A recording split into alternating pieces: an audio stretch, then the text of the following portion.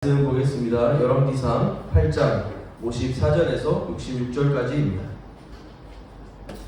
열왕기상 8장 54절에서 66절 한 절씩 교독하겠습니다. 솔로몬이 무릎을 꿇고 손을 펴서 하늘을 향하여 이 기도와 간구로 여호와께 아뢰기를 마치고 여호와의 제단 앞에서 일어나 서서 큰 소리로 이스라엘의 온 회중을 위하여 축복하여 이르되 여호와를 찬송할지로다. 그가 말씀하신 대로 그의 백성 이스라엘에게 태평을 주셨으니 그 종 모세를 통하여 무릇 말씀하신 그 모든 좋은 약속이 하나도 이루어지지 아니함이 없도다.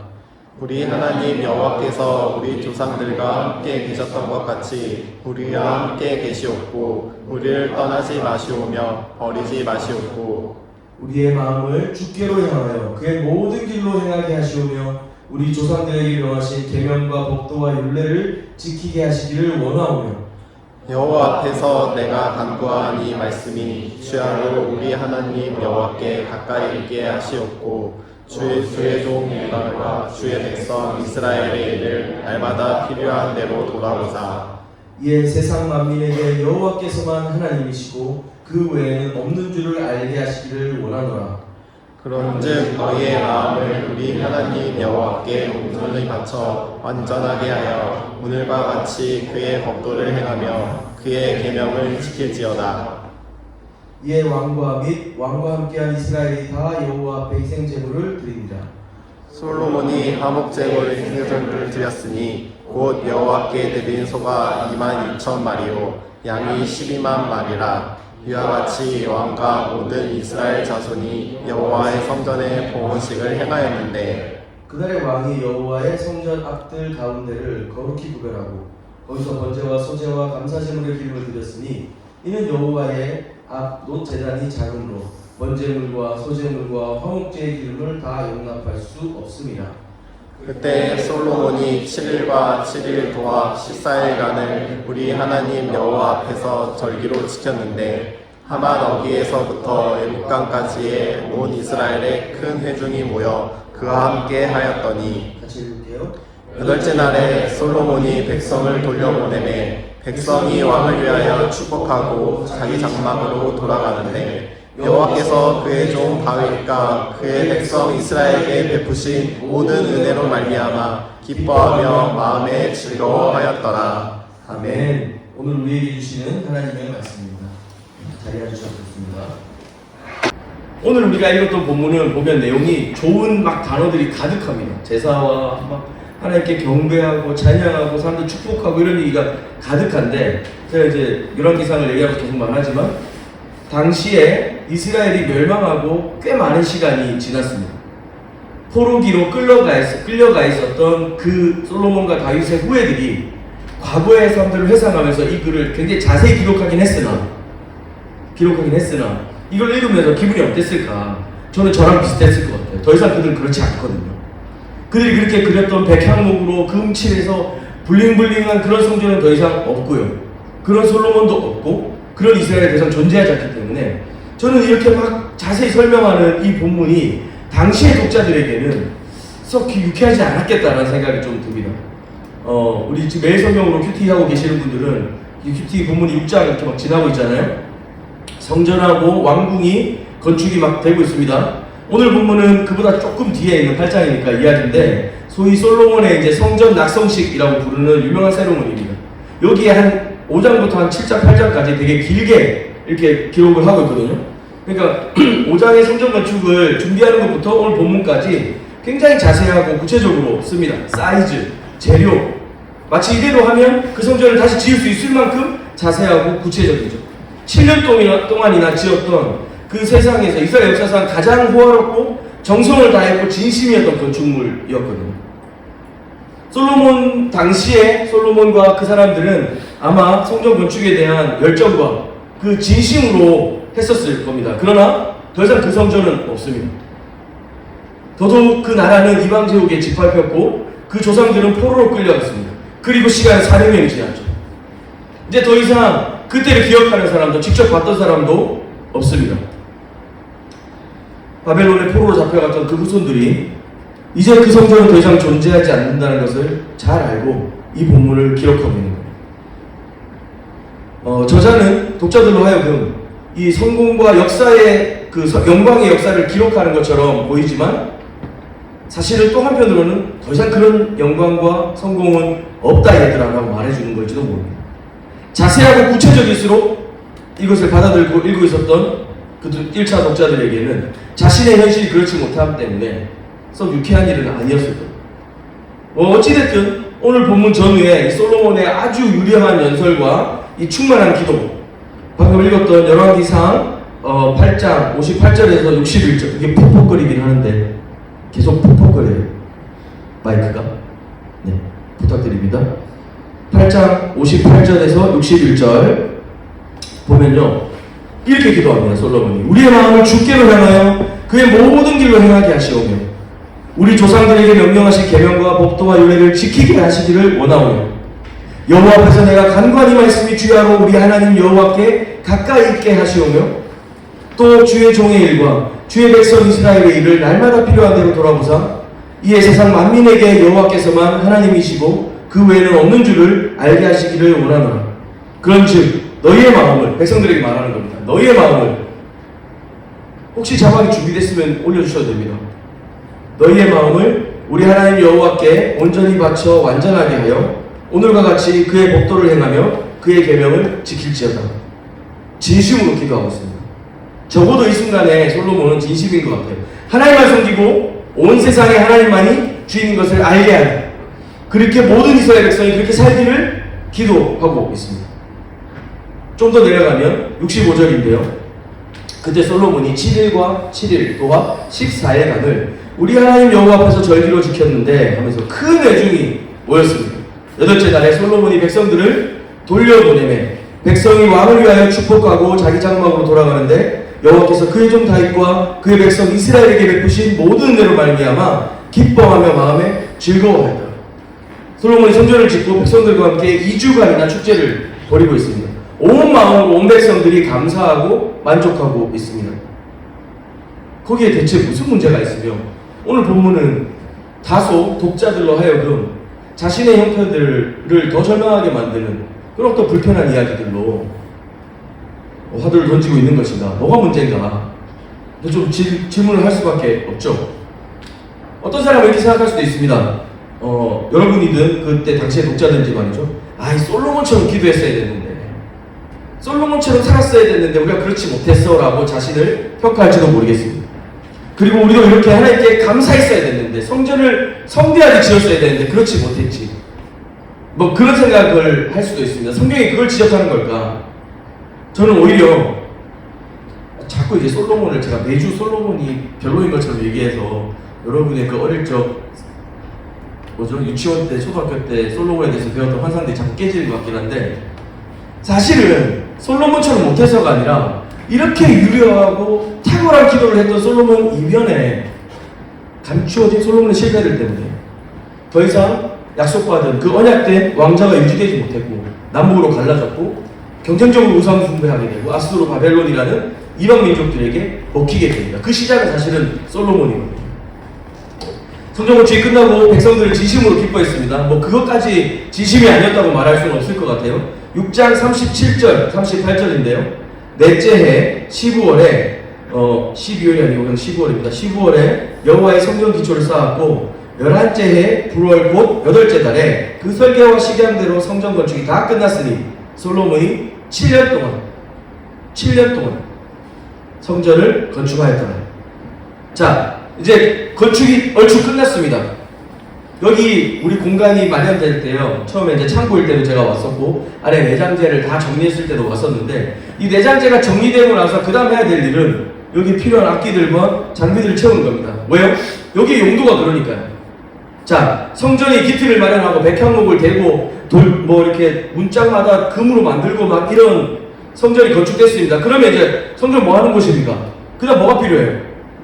이제 성전에서 할 일들이 이루어질 수 있도록 안에 준비가 돼야 되지 않겠어요? 그런데 열왕기상 7장 1절입니다. 열왕기상 7장 1절 2절에 보면요, 같이 한번 읽어볼까요? 솔로몬이 시작. 솔로몬이 자기의 왕국을 13년 동안 건축하여 그 전부를 주고하니라. 네, 그리고 2절에 보면 또 막 레바논 나무로 왕궁을 지었고 백규비에 어떻고 막 사이즈를 막 얘기를 합니다. 자, 성전은 7년 동안 지었습니다. 그리고 자기 왕궁은요?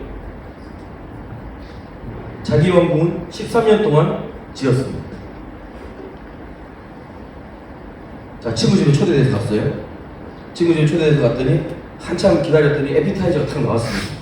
그래서 에피타이저 늦게 나왔지만 뭐 고마워 하면서 이렇게 막 먹었어요. 그리고는 집주인들이 돌아서서는 자기들끼리 막 식사를 2시간씩 3시간씩 막 하고 있는 거예요. 나는 손님인데 뒤에 지켜보고 있는 거죠. 지금 이런 기분이에요. 성경 지는데 7년 걸렸어요. 그리고 그 다음 일어나야 될 일들이 딱 끊어지고 갑자기 왕이 살 집을 짓는 일을 13년 동안 했대요. 또 있습니다. 열왕기상 7장 7절 8절 말씀인데 8절에 보면 이렇게 되어 있습니다. 솔로몬이 거처할 왕궁은 그 주랑 뒤 다른 뜰에 있으니 그 양식이 동일하며 솔로몬이 또 그가 장가든 바로의 딸을 위하여 집을 지었는데 자기 왕궁처럼 이집트 바로의 딸, 그러니까 자기가 이제 후궁이죠. 같이 결혼한 정략 결혼한 후궁의 집을 또 그렇게 똑같이 지었다고 합니다. 한참 성전 짓는 이야기 하다가 13년이나 솔로몬 왕궁 짓는 이야기가 나오는 것이 우연이 아니었던 거죠. 이 이방 왕의 딸을 정략적으로 결혼해서 드리고 그녀를 위해서도 왕궁을 지었습니다. 사실 이 장면은 지난주에도 얘기했지만 전형적인 이방 혼합 문화 그리고 우상숭배의 시작을 알리는 신호탄입니다. 성경 기자는 성전을 완성시켜가는 이야기 사이에 자기 왕국에 몰두하는 솔로몬을 보여주는 겁니다. 전후에 보면 화려하고 어마어마한 성전의 이야기들이 나와요. 하나님 집이잖아요, 성전은. 그것이 진짜 그 보여지는 것처럼 아름답고 감동적인가 묻고 있는 겁니다. 이렇게 화려한 성전을 지었어. 그런데 솔로몬의 진짜 관심은 자기 왕궁에 있더라니까. 라는 거죠. 좀 어려운 얘기지만 처음에 열왕기상 시작할 때도 얘기했었습니다. 우리가 읽는 성경에서 열왕기는 역사서에 포함되어 있어요. 역사서에 포함되어 있습니다. 그러나 유대인들이 보는 신약이 없는 유대인들이 보는 성경에는 열왕기상은 선지서로 포함되어 있습니다. 왜냐하면 이 저자가 선지자이기도 하고요. 이 선지자 예언자는 이 포로기 400년과 그 이후의 시간들 그 안의 시간들을 통해서 이스라엘이 어떻게 변했고 하나님 어떤 말씀을 주시는가 이 역사 기술이라는 방식을 통해서 우리가 어째서 이렇게 되는지 우리는 어디로 나가야 되는지를 말하고 싶은 겁니다. 그래서 어떤 신학자는 그렇게 얘기하는 거예요. 그러니까 여기에는 그 선지자 학파와 그러니까 성경의 그 시대 안에요. 선지자 패거리와 그 왕정 패거리가 좀 긴장이 있다 이렇게 얘기해요. 그러니까 이 선지자가 글을 쓰고 있죠. 뭐 예를 들어서 유철이는 이제 평신도 뭐 이런 말 좋지는 않지만 우리 청년이고 제가 목사예요. 저에 대한 회고록을 쓰는데 저에 대해서 막 씁니다. 그러다가 갑자기 뭐 한별이 찬양인도가 쩔어요. 그러면서 뭐 중간에 막 써요. 그러다가 또 뒤에 목사님이 나와서 뭐 이렇게 이런 얘기를 나중에 시간이 지나서 기록하는 생각해보세요. 그러니까 서로 서로 다른 직분들 사이에 약간의 긴장들을 일부러 만들어내는 거죠. 여기에 지금 저자는 그런 방식을 쓰면서 솔로몬을 돌려까기를 하고 있는 겁니다. 그러면서 우리에게 질문하는 거죠. 여러분, 내가 이렇게 설명한 성전 멋있습니까? 그리워요? 그 성전이면 되겠습니까? 우리가 이 성전이 없어서 지금 이 모양입니까? 라고 묻는 겁니다. 대답은요? 아닌 거죠. 대답은 아닌 거죠. 교묘하게 돌려갔지만 솔로몬에게 그 문제가 있었던 거죠. 우리는 이게 너무 작게 지나가다 보니까 솔로몬이 했던 이 낙성식의 기도 찬양으로 만들어 부르고 이 솔로몬의 기도 자체를 굉장히 중요하게 생각합니다. 맞아요. 성경의 서사에서 되게 중요합니다. 근데 또 기억해야 되는 것은 솔로몬은 그 순간 진심이었고 열심을 다했지만 온전할 수 없었습니다. 실력이 없었던 거죠. 열왕기상 6장 11절에서 13절인데요. 여호와의 말씀이 솔로몬에게 임하여이르되 이제 네가 지금 이 성전을 건축하니 네가 만일 내 법도를 따르며 내 율례를 행하며 내 모든 계명을 지켜 그대로 행하면 내가 네 아버지 다윗에게 한 말을 너에게 확실히 이룰 것이요 내가 또한 이스라엘 자손 가운데 거하며 내 백성 이스라엘을 버리지 아니하리라 하시는 겁니다. 이 전으로는 계속 성전을 짓는 이야기 나옵니다. 화려한 그 재료들과 제목들, 건축 자재들 이야기가 막 나옵니다. 우와 화려한 성전 인스타 가지죠. 다 찍어서 올리고 싶고, 야, 우리 교회가 이래, 우리 성전이 이래, 이렇게 막 사진 찍습니다. 그러나 여기 주님은 솔로몬에게 말씀하시는 겁니다. 그런데 얘들아, 건물이 주는 감동은 내가 너희에게 요구하는 그 친밀함, 내가 너희에게 요구하는 그 순종에 비하면 아무것도 아닌 것을 알아야 돼. 그 얘기를 중간에 살짝 끼워 넣는 겁니다. 성전 짓는 이야기 이렇게 지어라고 한참 얘기하시지만 솔로몬과 우리의 진짜 관심이 어디로 경도되는지를 아셨던 주님은 다시 얘기하시는 거죠. 그리고 그 불길한 예감은 틀리지 않았습니다. 자꾸 왔다 갔다 해서 좀 헷갈리긴 하실 텐데, 이 열왕기를 처음 받아들였던 독자, 저자가 기본적으로 1차적으로 염두했던 그 독자들은 다 알고 있었던 겁니다. 총천연 세계, 황금빛 성전 이야기가 이제는 말 그대로 옛날 이야기라는 거죠. 그 화려함이 자신들을 지키지 못했다라고 하는 겁니다. 영광 자체였고 하나님 임재의 상징이었던 솔로몬 성전이 이 총체적인 불순종 가운데, 우상 숭배 가운데 무너졌고, 영광 자체이신 하나님께서, 이게 사실은 진짜 질문이긴 한데 에스겔서 주요 주제기도예요. 하나님 이스라엘 버리셨는가? 떠나셨는가?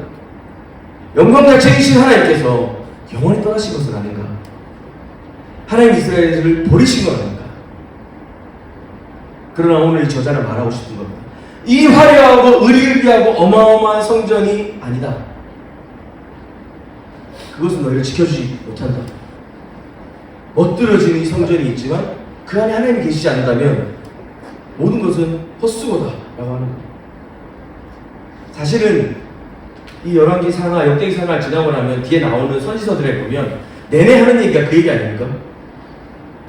나 너희 제사 지겹다. 너희가 드리는 예배 형편없다. 너희가 모양을 갖추고 온갖 재물을 들고 오지만 내가 너희 마음이 부패하고 썩었다는 사실들을 다 알고 있다. 더 이상 그 성전에는 하나님 계시지 않는 겁니다. 예레미야 7장 4절에 보면 너희는 이것이 여호와의 성전이다라는 거짓말을 믿지 말라. 예레미야가 백성들한테 얘기하는 겁니다. 야, 제사장들하고 저기 왕이 이게 성전이라고 말하지만 믿지 말라라는, 이것이 여호와의 성전이다라고 하는 말을 믿지 마라, 거짓말이다라고 하는 거예요. 하나님 거기 안 계신다. 하나님 거기 안 계신다. 사무엘상 4장에 보면 실로 이야기가 나오는데, 예전에 한번 설교 나눈 적이 있어요. 블레셋하고 이스라엘이 전투를 했습니다. 이스라엘이 자꾸 집니다. 열받아갖고 우리가 이겼던 때가 있었는데 라고 생각해보니까 뭔가 그 여리고성 전투 이런 거 기억나세요? 언약궤 앞서가지고 빰빠라밤 이렇게 막 지나가니까 성이 와르르 무너지고 그거다. 그래서 가서 언약궤를 가져옵니다. 언약궤를 가져와서 진두에 딱 두고 착착착 걸어가는데 또 집니다. 하나님 우리 편 들어주세요 이렇게 했는데 또 졌습니다. 처참하게 졌고 법궤는 빼앗겼고 엘리와 그 당시 그 예언자, 그 선지자였던 사람과 제사장이었던 그 엘리와 두 아들은 죽었습니다. 예레미야 7장 12절에 보면 너희는 실로에 가서 내가 어떻게 행하였는지를 생각해보라. 너희가 성전 지은 것이 너희 신앙과 너희 믿는 나 하나님에 대하여 만족스럽고 책임이 끝난 것이냐 이렇게 말합니다. 아니란 말이죠. 거짓말. 너희가 지금 자랑하는 거 거짓말이다. 틀렸다라고 얘기합니다. 그리고 호세아 6장 6절에서는 그러면 어떻게 해야 되느냐를 말해줍니다. 나는 인애를 원하고 제사를 원하지 아니하며 번제보다 하나님 아는 것을 원한다. 이 화면 있는데 보면 같이 한번 읽어볼까요? 나는 인애를 원하고 시작. 나는 인애를 원하고 제사를 원하지 아니하며 번제보다 하나님 아는 것을 원하노라. 당시 솔로몬과 백성들은 하나님을 그 성전을 이렇게 지어놓으면 거기에 가둬놓을 수 있는 분이라고 생각했는지도 모르겠어요. 또 한편으로는 화려하고 의리의리한 그 건물들을 과시하며 다른 신들, 다른 종교들, 다른 민족들에게 우리 신은 이렇게 힘이 세, 그에게 부여받은 내 권력은 이렇게 크단다 라고 자랑하고 싶었는지도 모르겠어요. 그런데 이 엄청난 성전과 왕궁을 짓는 동안에 이스라엘 보통 백성들은 어땠습니까? 나중에 솔로몬한테 탄원합니다. 너무 힘들고 그렇게 해서 합당하고 그렇게 해서 하나님 기뻐 받으실 만한 일이라는 것은 존재하지 않습니다. 그리고 거기에서 이들이 제사를 지내면 하나님 자기 편이 될 거라고 생각했죠. 그러나 물론 하나님은 언제나 자기 백성의 편을 드시지만 지금 성경에 그려진 우리가 믿는 그 하나님과 지금 솔로몬과 이 백성들이 추구하고 있는 하나님은 다른 하나님인 거죠. 어떤 학자는 이 솔로몬의 성전 기도와 연설을 보면서 솔로몬은 이 왕정 신학을, 그러니까 이 왕을 중심으로 전개한 신학을 이 성전 신학 위에 두었다. 하나님이 약속하신 그 왕위와 통치에 대한 것이 하나님보다 더 위로 올라간다. 쉽게 말하면 솔로몬의 왕권이 더 견고해지고 공고해지는 것, 그 자손들이 왕위를 물려갈 수 있는 통치 자격들을 갖추는 것, 조직을 갖추는 것, 그것이 하나님을 사랑하고 그 성품을 담고 합당한 통치를 감당하며 정의롭고 공의롭게 살아가는 것보다 더 중요하게 여긴 겁니다. 그럼 우리는 어떻게 해야 될까요? 이렇게 솔로몬은 오늘도 이유도 모른 채 까이고 끝나야 되는 걸까요? 이 솔로몬과 성전 이야기를 어떻게 마무리하면 좋을까요? 우리가 잘 생각하다 보면 성전 이야기를 잘 생각하다 보면 구약에서는 계속 건물로 그려지지만 신약으로 넘어오면 성전은 달라집니다. 특정한 공간이나 장소나 건물이 아니라 저와 여러분을 거룩한 하나님의 성전, 성소라고 부르시죠. 하나님이 우리를 만나시는 현장이라고 말씀하시죠. 그럼 여러분에게 또 의심이 생길 겁니다. 내가 뭐 솔로몬이랑 다를 게 있나? 그렇게 내가 더 나을 바는 없는 것 같은데? 뭐 그런 생각이 들 거 아니에요? 그러면 그 사이에 진정한 성전 되시고 참 성전 되신 한 분을 우리가 좀 바라봐야 될 겁니다. 마태복음 12장 6절입니다. 내가 너희에게 이르노니 성전보다 더 큰 이가 여기 있느니라. 누구예요? 누구를 말하는 걸까요? 이렇게까지 모른 척 하죠? 마태복음인데?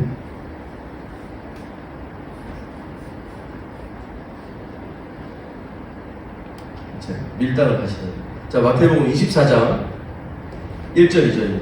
예수께서 성전에 나와서 가실 때에 제자들이 성전 건물을 가리켜 보이려고 나아오니 대답하여 이르시되 너희가 이 모든 것을 보지 못하느냐? 내가 진실로 너희에게 이르노니 돌 하나도 돌 위에 남지 않고 다 무너뜨리리라.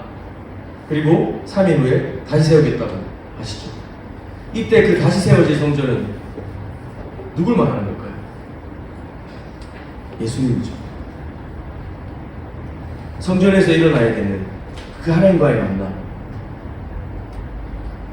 전능하신 창조주 하나님께서 자기 백성들을 만나시는 그 현장, 그리고 그곳에서는 회개와 용서, 사랑이 일어나고 회복과 능력이 나타나는 그 공간. 구약시대 때 건물이라고 생각했고 솔로몬과 그 시대 사람들은 그 어마어마한 성전을 지어놓고 그것을 과시하는 것으로 그 일들이 일어난다고 믿었지만 사실 우리가 읽고 있는 열왕기상 독자들은 알고 있습니다. 그것이 그들을 지켜주지 못했다는 사실. 그리고 그들에게 마태복음과 요한복음을 지어줬을 때 그들은 아주 새롭게 발견하게 될 겁니다. 하나님이 약속하신 성전은 이거구나. 하나님이 약속하신 성전은 이거구나. 요한복음 2장 19절 20절입니다. 예수께서 대답하여 이르시되 너희가 이 성전을 헐라 내가 사흘 동안 일으키리라. 유대인들이 이르되 이 성전은 46년 동안 지었거늘 네가 3일 동안 일으키겠느냐? 솔로몬에게 있어서 하나님을 영화롭게 할 수 있다고 생각한 것은 그 황금으로 지었던 성전이었습니다. 그러나 요한복음 17장 1절에 보면 예수께서 이 말씀을 하시고 눈을 들어 하늘을 우러러 이르시되 아버지여 때가 이르렀사오니 아들을 영화롭게 하사 아들로 아버지를 영화롭게 하게 하옵소서. 예수님이 지금 하나님 아버지를 영화롭게 하는 방식은 뭡니까? 십자가 지시기 직전입니다. 십자가 죽는 겁니다. 참 성전이 되시는 예수 그리스도, 그분은 자신의 화려함과 자신의 그 어마어마한 그 외관이 아니라 그가 직접 하나님을 대리하여 감당해야 될 그 사명에 관해서 말씀하십니다. 구약 내내 하나님 말씀하시죠. 내가 너에게 인애를 행하기를 원한다. 정의를 행하라. 건물 말고 이것들아 하나님의 정의, 하나님의 사랑, 그거 기억하라고. 근데 사람들은 그 화려함에 정신이 팔려서 그것이 하나님의 영광이라고 생각했을지 모릅니다. 그것이 지켜주지 못했습니다, 여러분. 오늘 저와 여러분은 어떻습니까? 여러분이 이 솔로몬이 지은 의리의리한 성전과 같은 여러분의 어떤 쌓아온 신앙생활이 있습니까? 오늘 여러분의 훈련, 아니면 이 정도면 괜찮다고 생각하는 것? 이것이 이 정도면 그래도 내가 할 게 복받을 만하지 않을까? 아니면 이 정도면 난 그래도 괜찮지 않을까? 에이, 그 정도는 쓰레기는 아니에요. 그렇게까지 교만하진 않아요. 이렇게 생각할 수도 있습니다. 그러나 우리 스스로도 무언가 그래도 이것만큼은 이라고 생각하는 그런 것들이 있지 않을까요?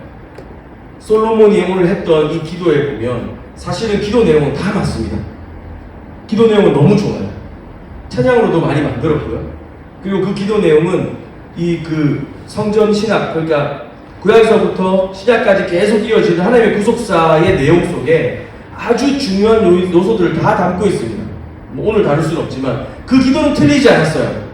그리고 그 기도는 진심이었을 겁니다. 그 기도와 축복하는 것을 통해서 솔로몬은 하나님께 기도했을 뿐만 아니라 백성들을 중간중간 축복하는 일들을 합니다. 하나님을 대신해서.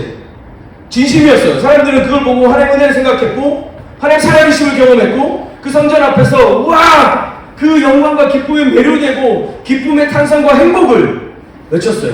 거짓말 아니었습니다. 그러나 그 성전이 그들을 지켜주지 못할 거라는 사실들은 몰랐던 거였습니다. 자, 이제 우리는 그 이야기를 다 압니다.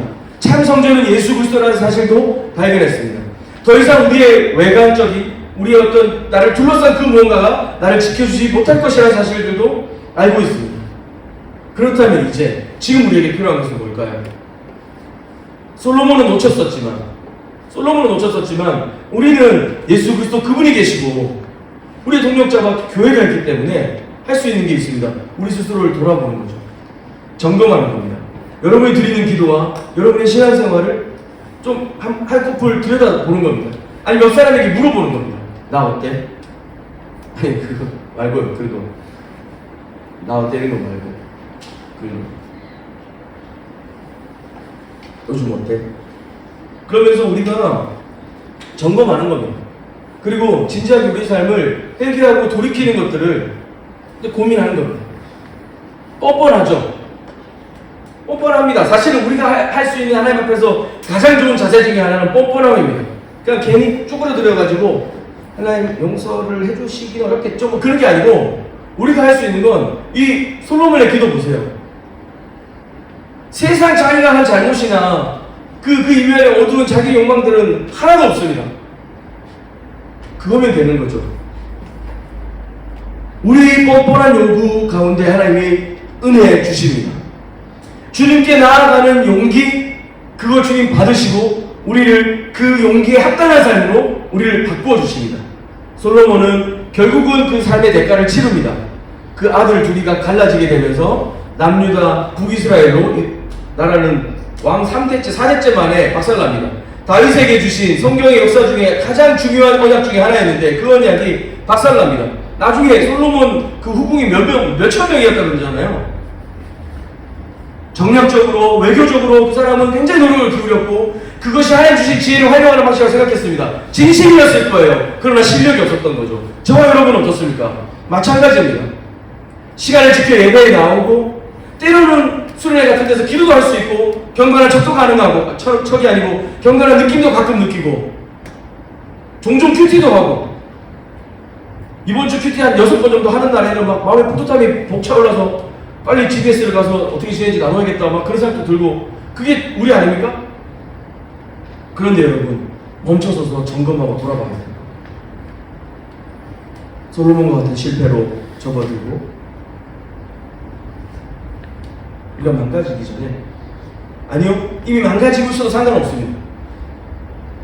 우리는 이 솔로몬을 보면서 그 화려함과 그 영광스러운 모습 이면에 감춰져 있는 우리의 욕망, 우리가 누구인지 우리가 진짜 원하는 것 그것이 다 주님이 알고 계시고 폭로되었다는 사실들을 압니다.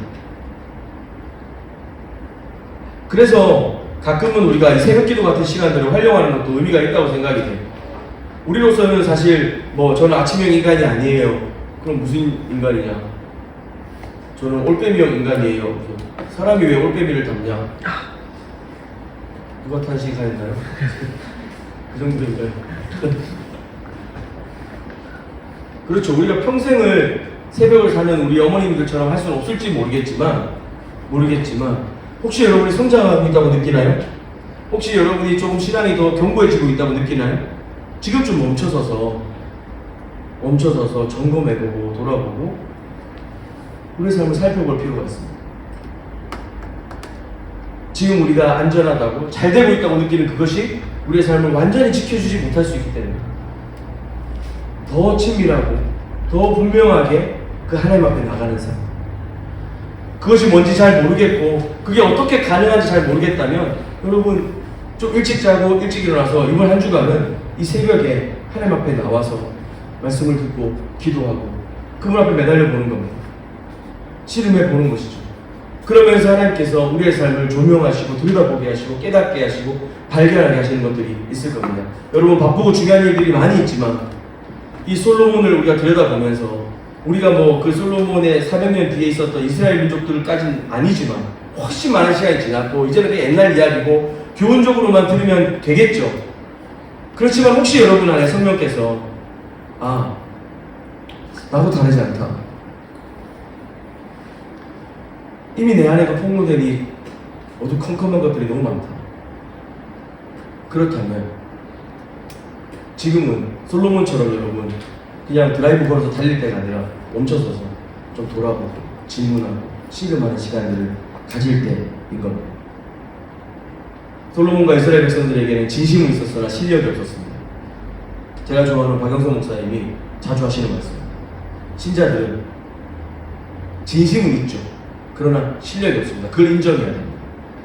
그리고 그 상황 가운데 하나님의 은혜와 그 복음을 더 제대로 깨닫게 되고 발견하게 된다라고 하는 거죠. 잘 되고 성장하고 성취하고 이뤄내는 것이 아니라 때로는 멈춰서고 물러나고 거절당하지만 진심은 없으나 실력이 없는 내 상태를 솔직하게 하나님 앞에 고백하고 그 하나님 우리 삶을 어떻게 다뤄가시는가를 면밀히 살피고 한 걸음이라도 따르려고 하는 우리가 그 진심을 넘어 참된 실력과 그 결과를 볼 수 있는 또 그런 신앙과 성장을 또 보여줄 수 있지 않을까 좀 생각이 듭니다. 우리 같이 찬양하고 기도했으면 좋겠는데, 믿음을 살아내는 실력이 너무나 다른 내 모습을 볼 때에 이 모습도 주가 사랑하실까? 자신 없는 내 모습 그저 주님 앞에 있네. 뒷부분도 이제 가사들이 좋지만 저는 사실 이 부분을 계속 좀 자주 되뇌일 때가 있습니다. 늘 진심은 있지만 실력이 없는 저 자신에 대한 좀 성찰이기도 하고요. 또 우리가 함께 그 지점에서 멈춰서서 우리의 삶을 점검하고 돌아보며 진짜 주님으로 인해서 그분 안에서 참 성전이시고 우리를 만나주시는 그 예수 그리스도 안에서 참된 믿음과 삶이 무엇인지 발견하고 경험하게 될 수 있으면 좋겠습니다. 오늘 말씀을 좀 생각하면서 우리 이 찬양 같이 함께 보도록 하겠습니다. 믿음과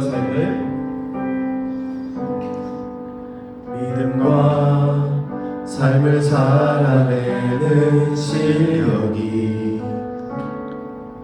너무나 다른 내 모습을 볼 때에 이 모습도 주가 사랑하실까?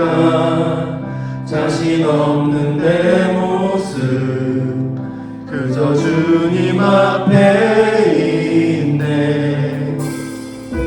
나 같은 자도 사랑하여 주시고 한 번도 나를 떠나지 않으셨네. 아픔 속에 주를 작게 여긴 날 꾸짖지 않으시고 내 손 잡아주시네. 오직 주님 안에 두려움 없네. 고난을 통해 날 만드심을 믿네. 주님만이 내 모든 것 되시네. 주의 강한 손 날 붙드시네. 오직 주님 안에 오직 주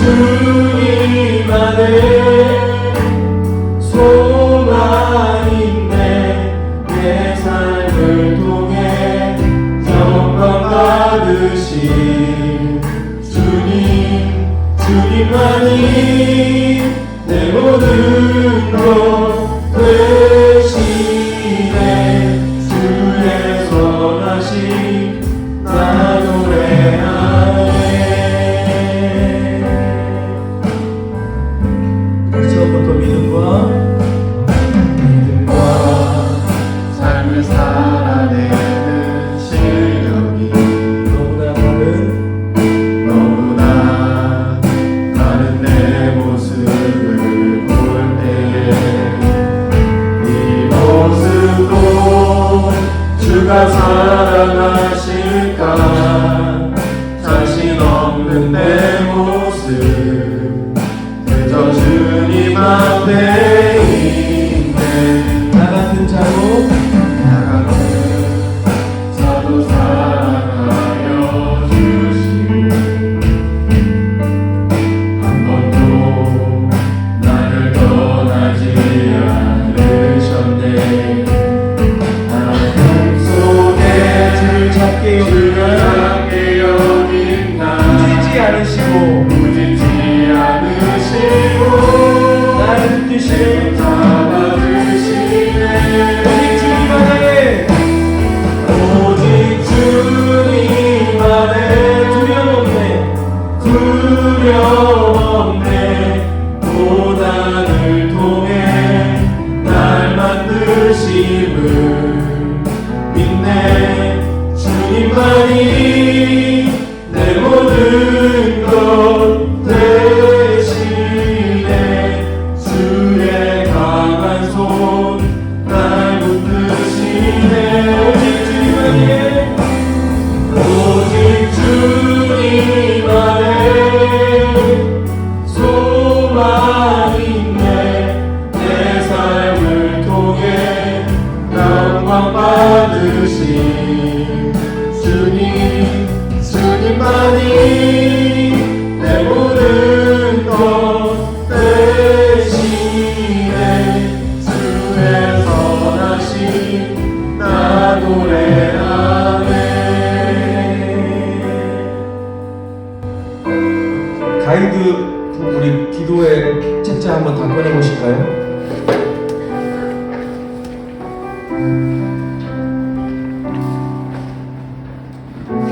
여기에 보면 우리 청년부 특별 새벽 기도의 기도 제목들을 다 기록해 놨습니다. 잠깐 한 3분 정도 시간을 드릴 텐데 여기 있는 기도 제목들을 한번 천천히 읽어보시겠어요? 기도 제목을 이렇게 쭉 다 읽어보면 우리 청년들에게 있어서 첫 번째로 가장 필요한 것은 너무나도 명백하게 하나님 주시는 사실들을 좀 발견하게 되는 것 같습니다. 하나님의 도우심, 위로하심, 격려하심, 평화를 주심, 우리의 알 수 없는 미래와 우리의 삶에 대한 하나님의 최선이 무엇인가 궁금하죠. 솔로몬에게 있어서 그 화려한 성전과 그리고 그가 만들었던 그 왕궁은 그를 지켜주지 못했습니다. 겉으로 충분히 화려했지만 그 안에 하나님이 계시지 않아서 그렇죠. 여러분이 살아가는 삶에 하나님이 함께 하셔야 됩니다. 하나님이 은혜 주시고 하나님이 여러분 삶을 붙잡아 주시는 것, 우리로서는 다 감당할 수 있는 힘과 능력이 없고 때로는 열심히 하지만 오히려 그것이 반대 방향으로 달려갈 때도 있지만 여러분 그것이 우리의 실패고 그것이 우리의 끝이 아니라 그 모든 순간에도 하나님께서 우리를 그 은혜와 사랑 안에 붙들어 주시고 주님의 계획으로 우리의 삶을 이끌어 가시는 것을 좀 믿었으면 좋겠습니다. 같이 한번 좀 기도할 텐데요. 하나님 우리 삶에 찾아와 주셔서 하나님 내 안에 정말 하나님 당신이 충만했으면 좋겠습니다. 예수님 당신으로 충만했으면 좋겠습니다. 성령님으로 충만했으면 좋겠습니다. 내 생각과 내 마음이, 내 결정과 내 모든 고민과 기도들이 하나님 당신으로 채워져서 주님이 기뻐하시는 삶으로 나를 이끌어 주십시오. 자주 넘어지고 실수할지라도 거기가 끝이 아니라 주님이 새롭게 힘주시고 능력 주시고 붙잡는 것을 바라보며 함께 따라가고 싶습니다. 그렇게 같이 한번 주님 앞에 기도하면 좋겠습니다. 우리 같이 기도하겠습니다. 감사합니다. 하나님 자녀 가운데 서로의 기도 제목을 나누고 기도하는 데 감사합니다. 하나님의 삶 가운데 있는 간단한 기도 제목들 가운데 우리 우리가 것들을 마시고 주님 아버지 앞에 나아가게 원합니다. 하나님 우리가 이 부유한 삶을 기억하게 하시옵소서. 우리 삶 가운데 우리의 힘과 능력으로 살아가고 있는 것 같지만 우리 삶 가운데 그 무엇보다도 가장 필요한 것은 우리의 소원이 아니고 우리의 소망이 아니고 우리가 원하는 것이 아니라 바로 하나님임을 아버지 기억하게 해주시옵소서. 하나님 것을 깨닫고 우리의 그러한 신앙생활이 되기 원합니다. 그러한 우리의 삶이 되기 원합니다. 아버지 이번 생기간을 통하여 우리가 그 하나님을 알게 하여 주옵소서. 우리가 그 하나님을 깨닫고 하나님의 그 존재를 아버지가 기억할 수 있도록 주여 붙잡아 주옵소서. 사람이 마음으로 그 길을 계획할지라도 그 길을 인도하시는 분은 오직 여호와 하나님이심을 아버지 경험할 수 있도록 주여 저희들 가운데 함께하여 주옵소서. 각자의 삶 가운데 이루어진 그 간절한 기도 제목들마다 하나님께서 그것들의 증기 되어주시고 우리의 모든 염려와 걱정들을 하나님께 올려드릴 수 있도록 주여 은혜를 더하여 주옵소서. 염려에 받는 많은 기도입니다. 주님 우리가 그 아버지 앞에 기도할 수 있도록 주여 은혜를 더하여 주옵소서. 하나님 우리의 모든 어려움을 가지고 우리의 모든 마음들을 가지고 하나님 앞에 가져가기 원합니다. 하나님께 모든 것들을 돌려올 때에 하나님께서 기다리고 계시고 하나님께서 그것들을 들으시고 계시고 하나님께서 그것들 가운데 일하시고 계심을 아버지 기억할 수 있도록 주여 저희들 가운데 함께하여 주옵소서. 그 살아계신 하나님의 마음을 아버지 이 시간을 통하여 누릴 수 있도록 주여 깨닫게 하여 주옵소서. 우리를 향해서 기다리고 계시는 우리를 어둠에서 함께 하고 계시는 그 하나님의 마음을 주여 우리가 경험할 수 있도록 함께하여 주옵소서.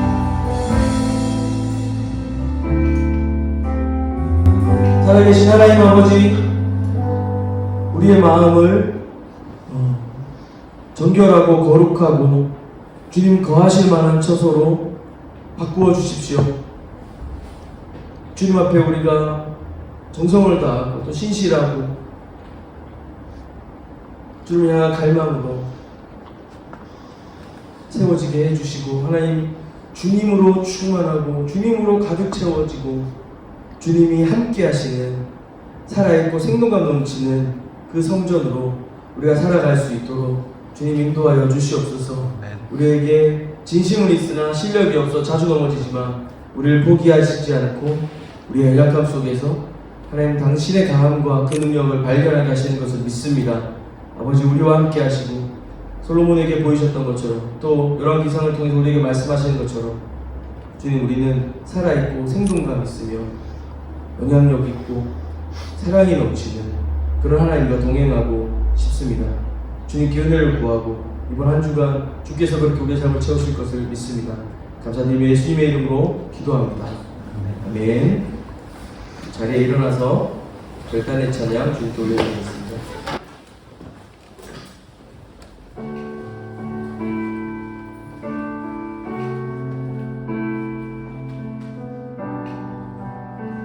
하늘에 계신 아버지,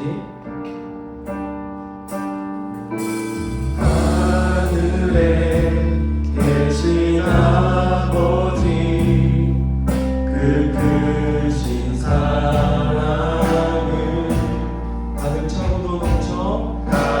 차고도 넘쳐 이곳에 흘러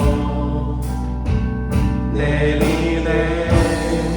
그 사랑을 받아 우리는 그 사랑을 받아 조심스레 이어가네.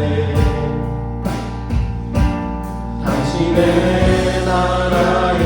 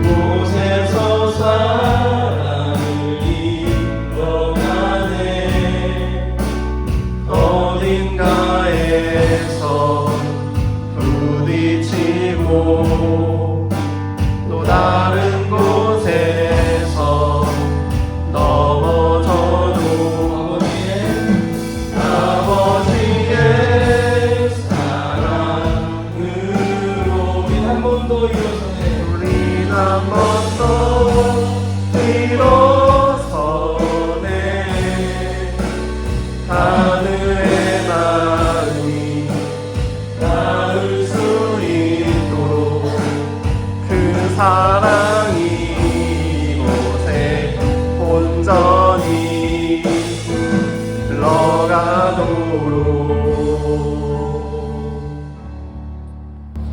이제는 우리 주 예수 그리스도의 은혜와 다음 없으신 하나님 아버지의 사랑과 성령께서 우리와 늘 동행하시고 위로하시고 온전케 하시는 그 교통하심이 화려한 건물이나 화려한 외관이나 화려한 우리의 열심이 아니라 겸손히 하나님과 함께하고자 하는, 그리고 진실하게 그 하나님을 구하는 그 사랑으로 살아가기를 원하는 이곳에 모인 귀한 성화 청년부 모든 형제자매들에게 이제부터 영원토록 항상 함께 있을지어다.